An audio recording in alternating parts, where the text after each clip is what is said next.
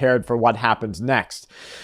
Thousands of U.S.-led troops are being redeployed, and will remain in response to the largest trench warfare campaign on Europe since World War II.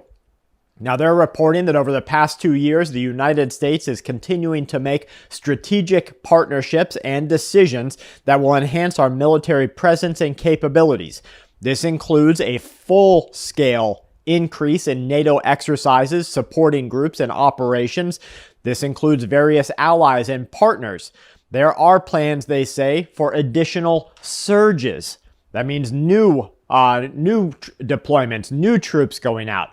And in fact, we do have some military personnel that are very close friends to this channel, and they say that what they're seeing right now is very similar to what they saw before the Gulf War deployments, before the Middle Eastern deployments that we saw recently. And some of the friends that we have that were Navy SEALs during Vietnam said that, well, you can not be surprised about what happens next.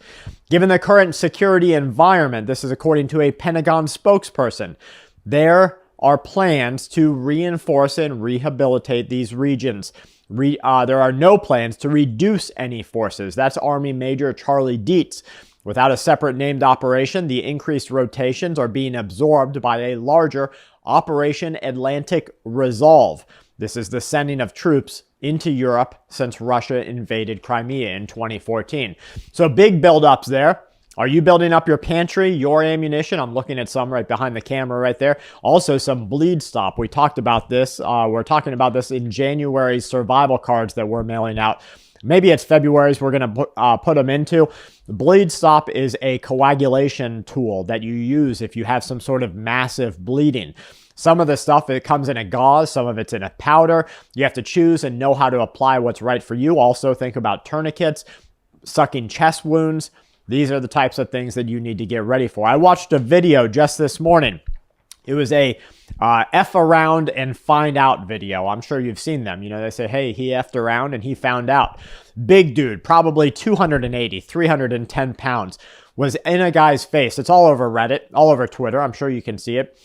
In a guy's face, maybe 140 pounds.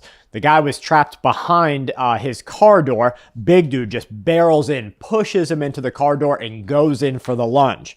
Well, the littler dude happened to have a self-defense tool. That self-defense tool had the ability to reach out and touch people. He grabbed it while falling back and laid some in the chest of the big dude. The big guy went hopping and skipping away until he took his final breaths, probably about 30 feet away. It just goes to show you that we live in a world where your life changes in a moment. That little dude's head could have been snapped inside of the car door. Big dude definitely would have throttled him. But he had the tools and he had the awareness, and he didn't get knocked out first. He had the chance to save his life.